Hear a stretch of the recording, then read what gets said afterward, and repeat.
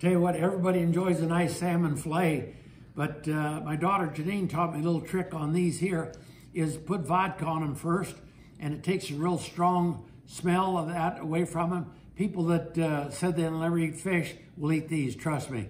But anyway, put the vodka on it, let it set, probably 2 or 3 shots it takes per fillet, but let it sit on there 15, 20 minutes, pat it dry.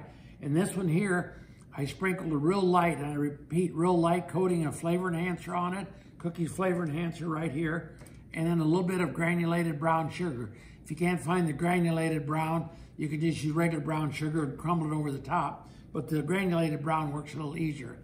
Pop this in like a 450 degree oven for about, 20 minutes, 15, 20 minutes, till it flakes, and then you know it's done and it's good to go.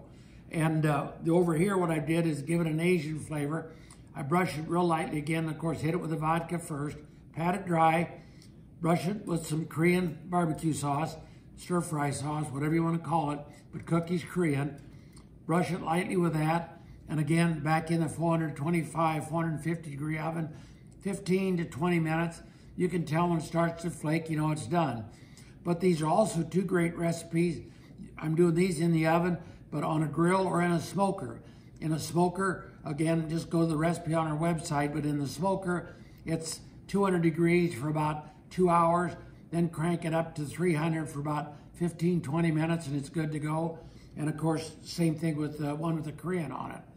But for the one with the flavor enhancer and a little bit of brown sugar on it, a nice dipping sauce for it is take some sour cream, throw some capers in it, a little bit of Worcestershire and some fresh dill. Makes a great sauce to go along with it. So again, go to our website and pick up these recipes, but I'll tell you what, you're going to enjoy the salmon this way. Have a great day.